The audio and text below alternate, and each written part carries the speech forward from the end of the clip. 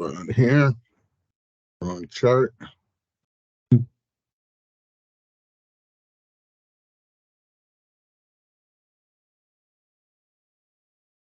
All right, so welcome everybody.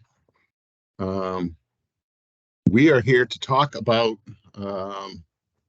medically related restrictive devices, which is one of the criteria for survey and certification. I think it's L62, if I remember. And it gets a little bit complicated because based on the person's situation related to restrictive devices, we can go in different directions. So people who've been around for a while may recognize this. This is our identification tool that we put together to try to help people identify what forms they need to fill out, what needs to be on them, and in addition, if necessary, what needs to go to human rights. So what we're going to do this morning is just go through all of the criteria, take a look at the forms, what needs to be in there, and then Grayson's going to talk a bit about when and if the forms and the information regarding the person's situation need to go off to the Human Rights Committee for. Sound reasonable? Okay. So we have on here, we have 5 different categories. Or 6, 5. Yeah. And we're going to go through them all. And this tool and all the forms are located on the server. If you go into the orientation training materials folder, under restrictive practices, you will find this. There have been changes to it since last time we did this, including some stuff with sleep apnea. So when we get to that, we'll show it to you. But the first question on the tool is this device, tool, or piece of equipment that is typically used in the community for anyone in the same situation and it's not required specialized training to use? Canes, car seat belts, those types of things. And if the answer to that question is yes, go over here on the tool, press the control button, click on it, and it brings you to this explanation and requirements for implementation and review. Normative devices don't require agreement through the ISP process or Human Rights Committee review. So if it's just a normal piece of equipment, you're all set. If you want to go back to page 1, press the control key and you go back up. Now, the next question is this a device prescribed by a healthcare professional for the treatment or management of a physical condition and the device does not limit movement? The answer to that is yes. Again, control click, and here's the criteria that we run into. Some of the examples for this could be sleep apnea equipment, G-tubes, TEDs, orthopedic shoes, hearing aids, catheters, those types of equipment. And what the requirements and implementation and review are is there should be an inclusion and statement of agreement within the confidential file. There should be healthcare practitioner orders outlining rationale for use, criteria, and discontinuance. The healthcare practitioner does not necessarily have to be the doctor. It can be an RN that's employed by Nonotuck. They've changed that at some point in the near past. So it's no longer necessary to send these plans back and forth to the doctor. I think it's probably most of the time it's a good idea to send the plan to the doctor so they know what's going on. But we don't have to wait for signatures. The healthcare practitioner, an RN, can sign off on it.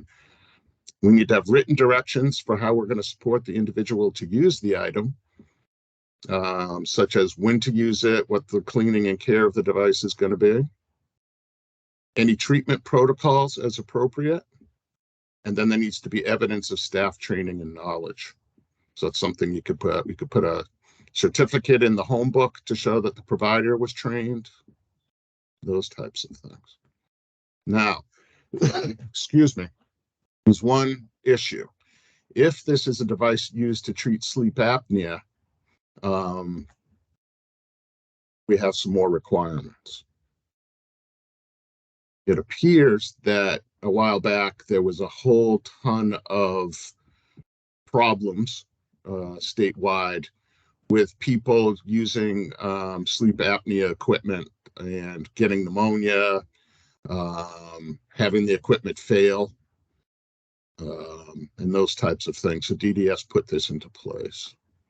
So basically, we're really looking at CPAP and BiPAP materials. Sometimes it might be straight oxygen too.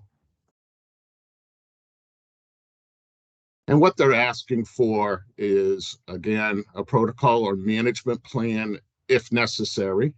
And the healthcare practitioner can work on that. But the plan should outline ongoing monitoring. What are we doing to implement or treat or prevent a more serious condition? When and what to report to supervisors or the healthcare provider, and when to access emergency medical. Here's the form that we'll use. We can click on it. And the criteria in there again is we need a copy of the healthcare provider's order, which can be on the support and health related protections plan. Again, it can be an RN. There needs to be a reason for use, how and when to operate it, how to clean it, when and how to order new parts, a plan for assuring compliance and desanitization of the equipment. We need to have documentation of how use is being documented and the frequency of monitoring and observation during use. They also have some hints here for other considerations. Does it fit properly?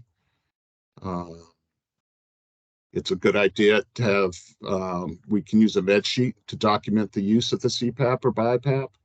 It's a good idea to maybe have another type of sheet to track cleaning, maintenance, those types of things. They're pointing out that thorough oral care is important because use of the CPAP can cause dry mouth. It's important that people use it only as ordered in the plan by the healthcare practitioner. If it's not functioning correctly or the power cord or plug is damaged, don't use it. If a person gets nasal or ear infection, we should be contacting the healthcare practitioner. It says empty the humidifier chamber completely before moving the machine.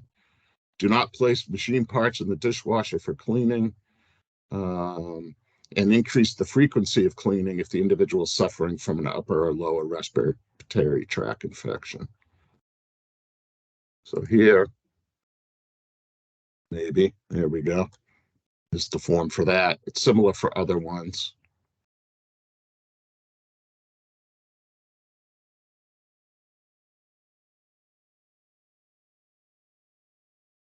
And away we go.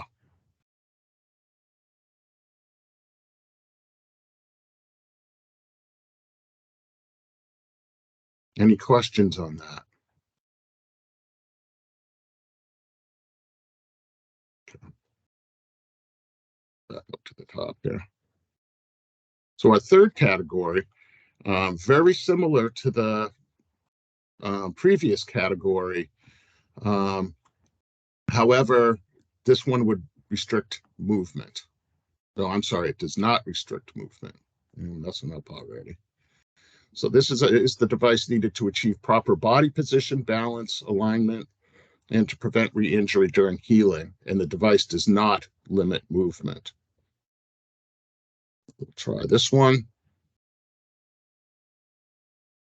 So this could, again, be standard walkers, wheelchairs with no additional attachments, orthopedically described appliances.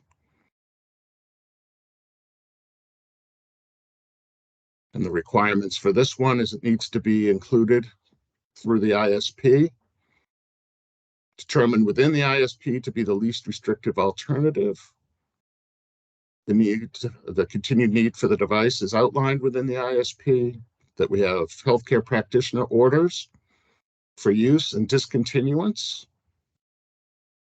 Needs to be done with the authorization and supervision of a qualified practitioner, which would be somebody who's been trained in its use. Again, a written protocol for when to use, clean, care. Again, documentation of use and evidence of staff training and knowledge. Important here is because they don't limit movement, HRC review is not necessarily required. We'll go into that in a little bit. And again, it's the supports and health-related protections form is here, and we can fill it out. Time of day, cleaning, health-related, when's it going to be used, previously used, less restrictive methods, conditions for modifying, and conditions to discontinue.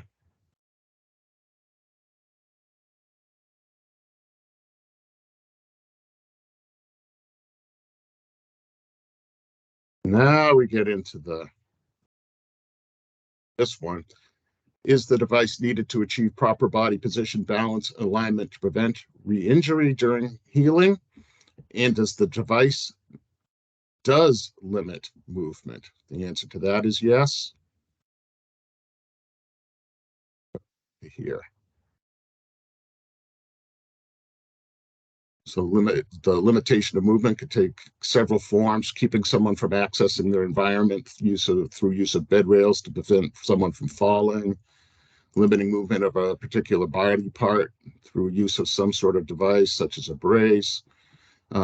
These items, again, require agreement through the ISP, and they may require HRC, Human Rights Committee review, if the device impacts a person's ability to choose, to act, or move. It limits movement, restricts movement, and the device is implemented to stop people acting or moving in a certain way. So the form remains the same. The criteria remains the same. The difference is reviewed by the Human Rights Committee when it's applicable. Which is probably a good time to transition into Gray's conversation about when such equipment needs to be approved through the Human Rights Committee process. Thanks, Doug. I can share my screen if it's easier. You want to stop sharing? I'll get the thing up. Yeah, I'll stop sharing and then you can.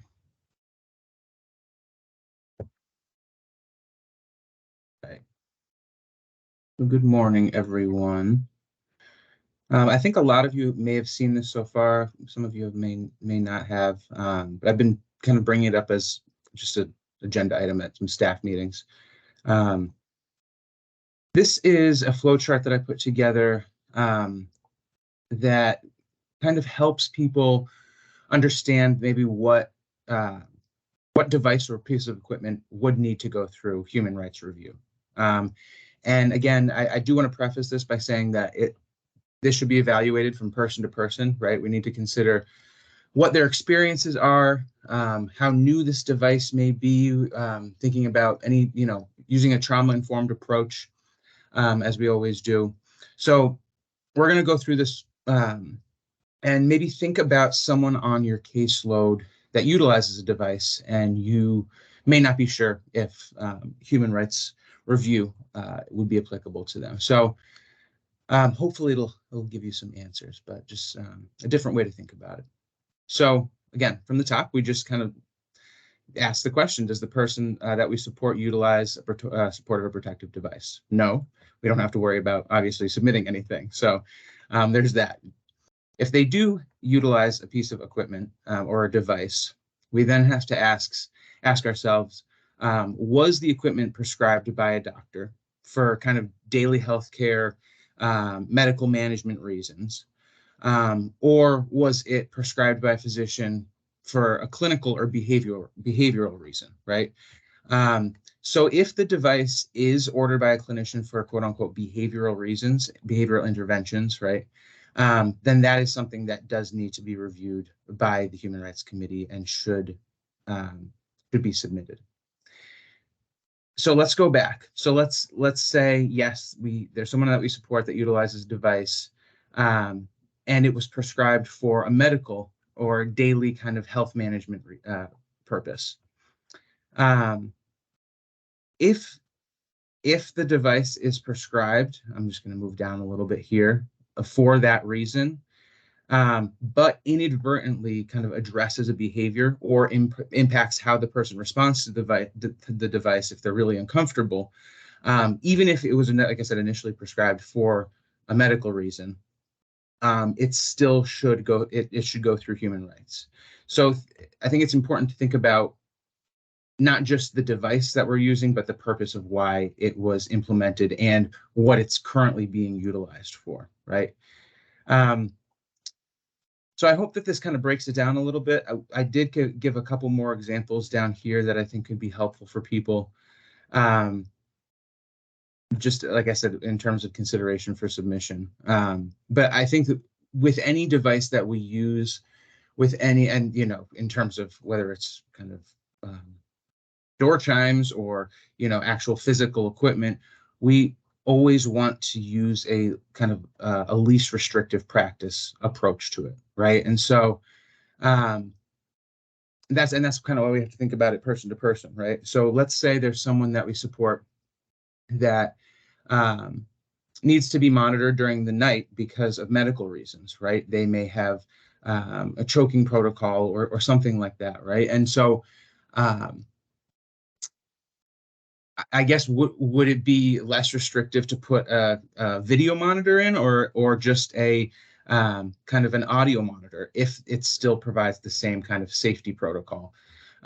Obviously, an audio monitor would be less intrusive, right? And so that's kind of the least restrictive practice approach that we want to take when we're considering devices to implement.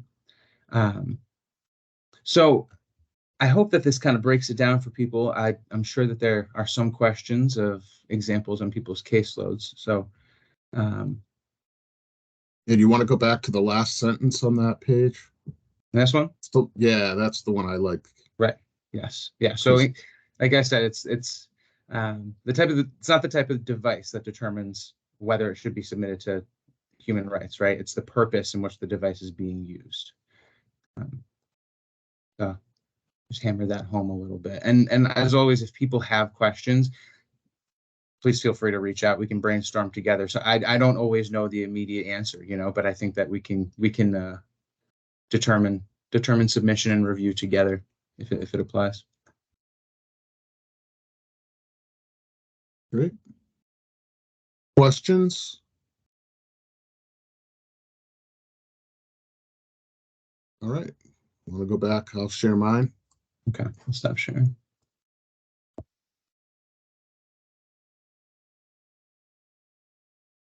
That was supports that limit movement.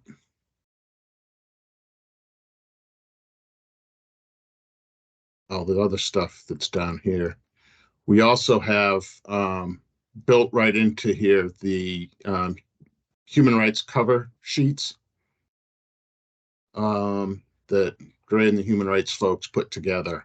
So you can link right to them from right here in the tool if it needs to be reviewed by the Human Rights Committee.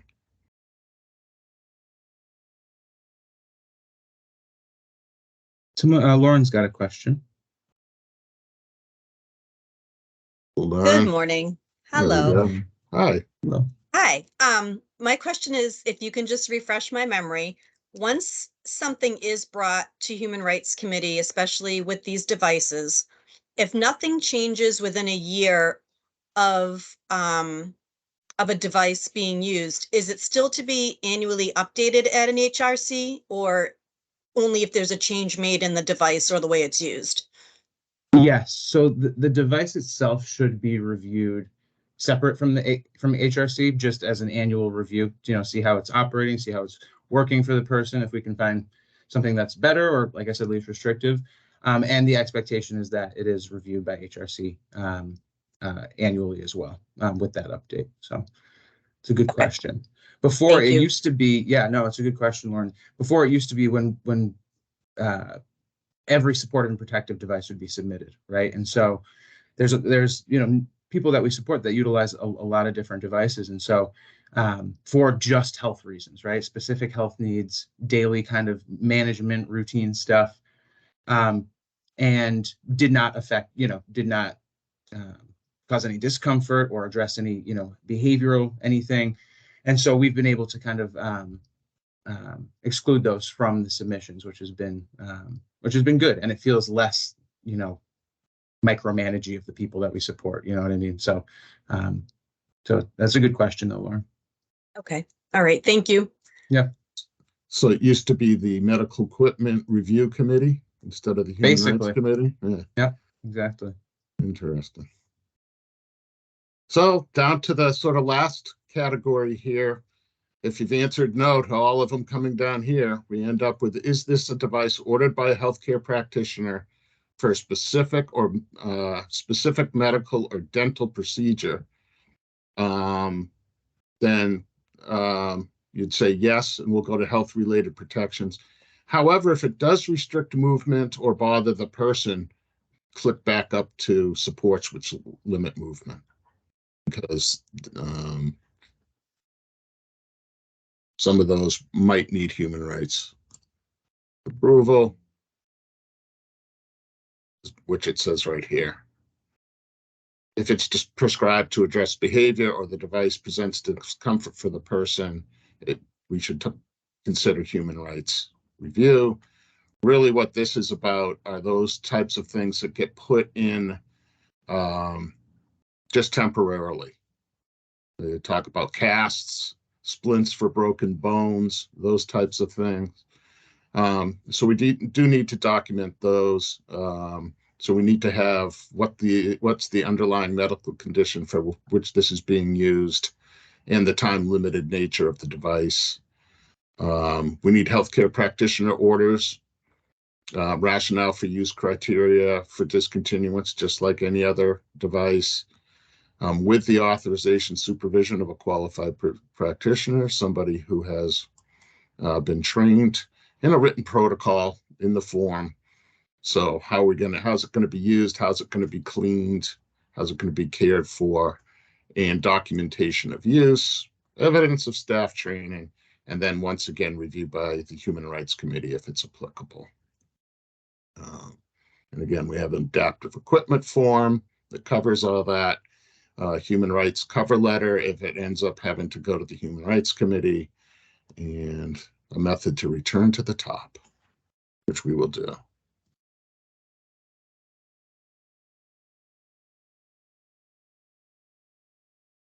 Any more questions?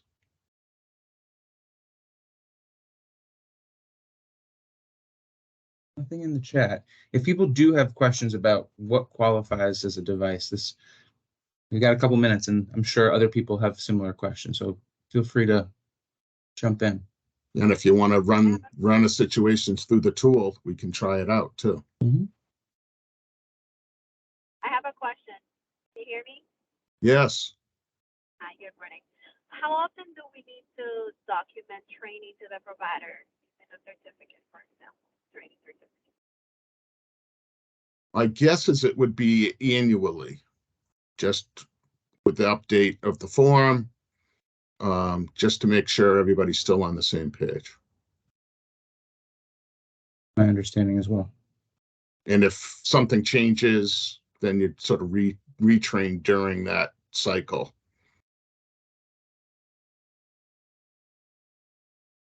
Does that make sense? Okay.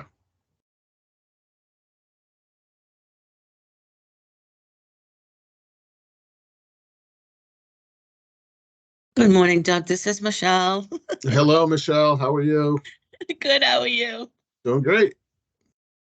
I have questions. So, these forms that you were just showing us, the medical treatment adaptive equipment form and the supportive and health related protections, is this now what we're supposed to be using instead of the older forms? Yes, please move to the newer forms. Some of the, from what I've seen, some people are using some very old forms that don't Yes. prompt for all of these criteria. There Yeah, are and some new forms that DDS put out a couple of years ago that do prompt for the cleaning and the care and that type of stuff. But as you're transitioning over, I would go check and make sure that you have included that criteria in any of these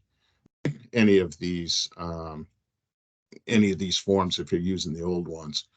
And then as time comes to update them, put them on the new forms, just so you can be prompted to put the right stuff in. Because DDS will Okay. come in and they will take a look at it and want to know what's the cleaning schedule, what's the care schedule. Okay. That also. what- Oh, go ahead, Michelle. No, yeah, go ahead, Michelle. No, go ahead. Somebody was saying something. I was just going to say, making sure that our last licensure, we had some mystery devices that had been found in True. closets and back rooms that did not have any prescribing information or supporting documentation. So if you are at your next home visit and you see a walker that you've never seen, or another, a railing that you that is new, or just have this conversation with the provider if there's anything that they may have even picked up and not let you know about.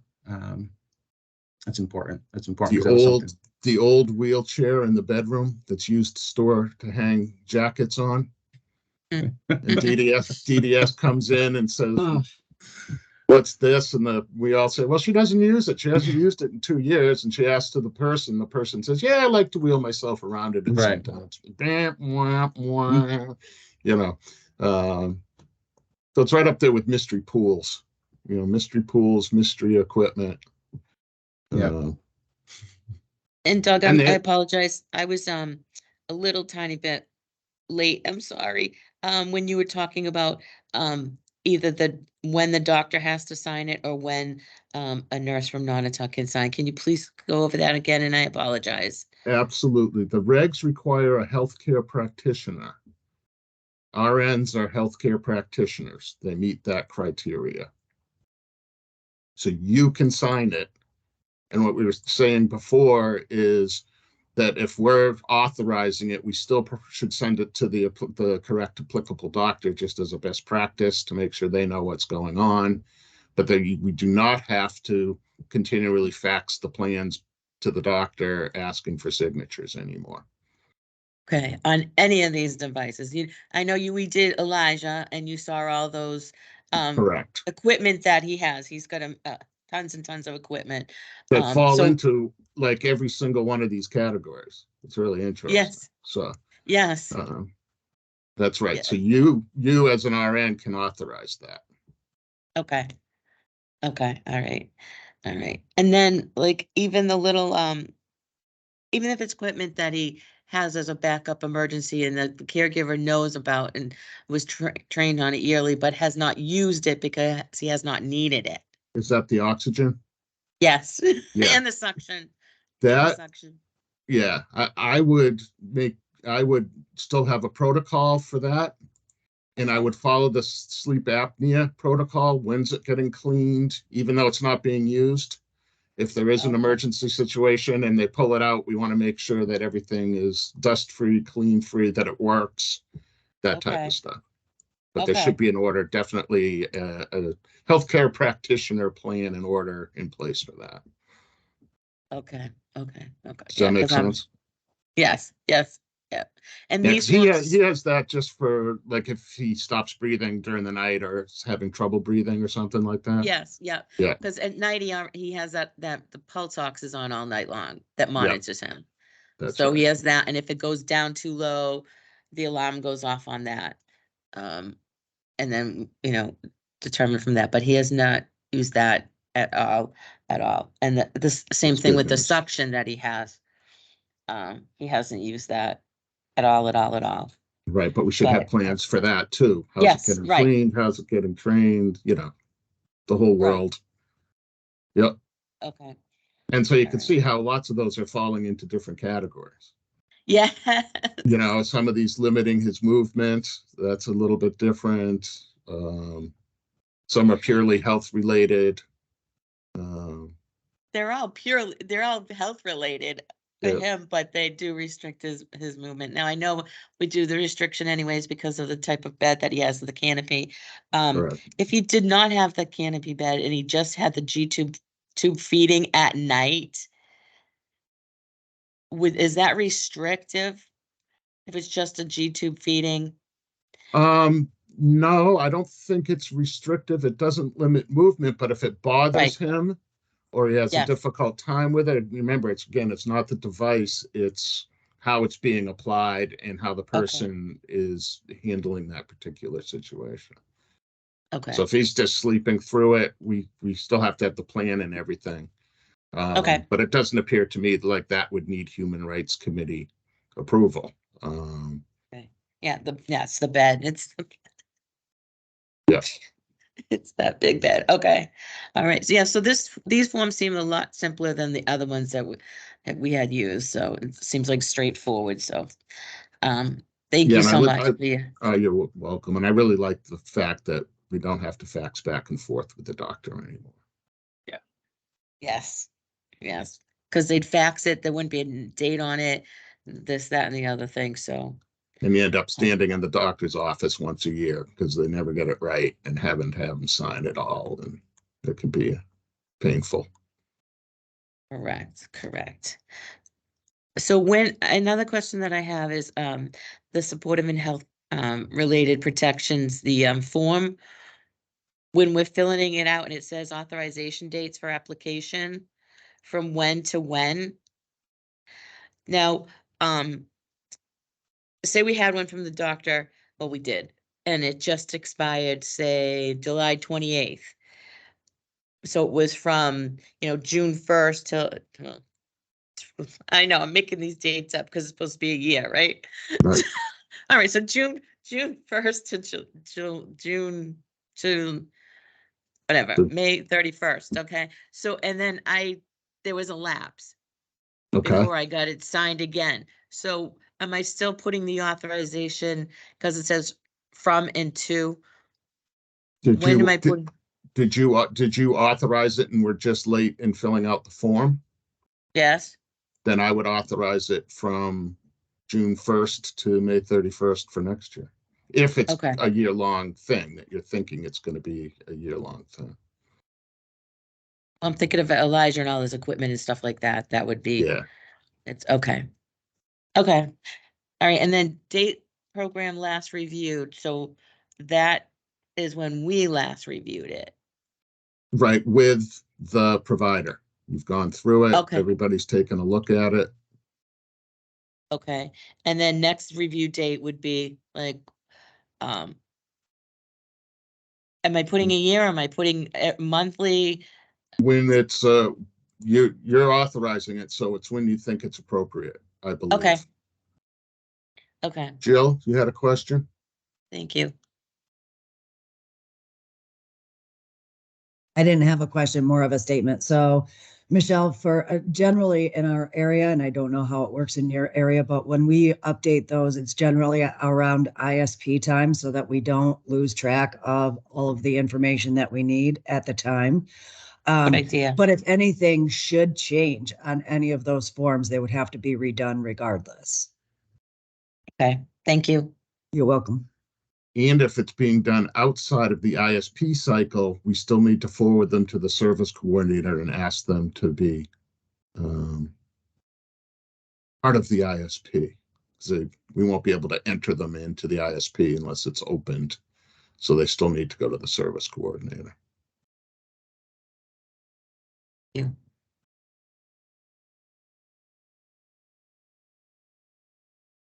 Other questions, challenges? It's a good, as things get tricky with these things, it's good for supervision conversations, staff meeting conversations, phone calls to emails to QE or human rights coordinators.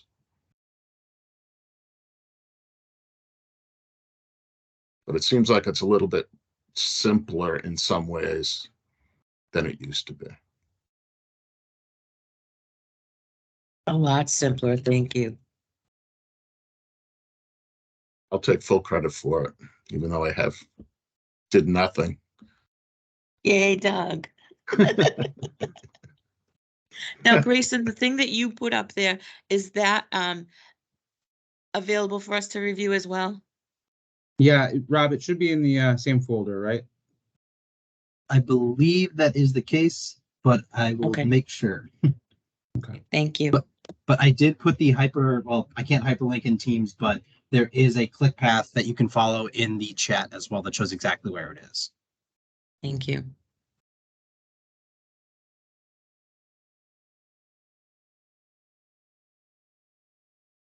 All right, we can sit here for how many more minutes do we have? Decent amount. All right, I don't think people have anything to do, you know. We'll sit here quietly for 24 minutes. We have, Got any good jokes? no, I know, right? We do have our Central Eastern Human Rights Committee meeting next week, and I sent out submission requests. So if this is very timely, this training is very timely. So if people, as they're submitting, as they're kind of determining what, you know, what they took from this training, feel free to reach out if you have questions. And with that, if there's no further questions, challenges, good luck. And thank you all. Thanks, everyone. All right. Have a good day. Thanks, guys. Let's Thank be you. careful out there. Thank you.